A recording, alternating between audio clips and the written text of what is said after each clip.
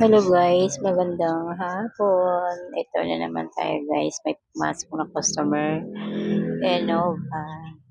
So yung anak ko guys, dahil walang pasok, katuwang namin siya sa paglilinis. Kasi yung ibang installer dyan guys, nag-service. Kaya at paano na-expose siya sa gawa din namin. Pag ganyan araw-araw may gawa. Yan.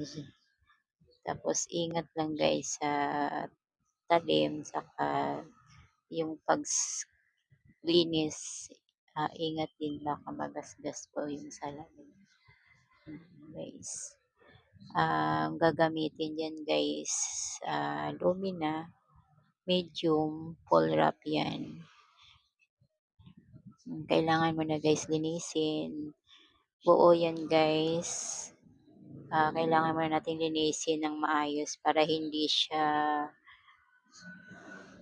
madumi tingnan, malinis siya po kapag pinabitan siya ng bagong tint po guys. Ayan.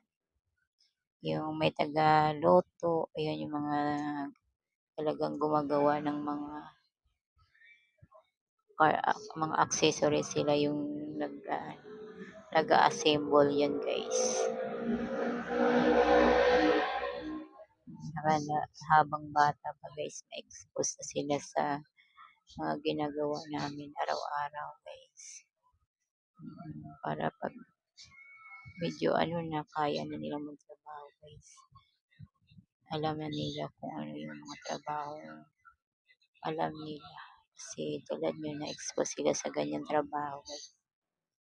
Ako yan guys. Naglilinis din ako yan guys. Para na lang yan, magkakabit na lang ng tint pag malinis na guys. Yan ang mga ginagawa namin guys. Araw-araw. Para makaraos pag ganyan may customer guys. Thank you guys sa panonood.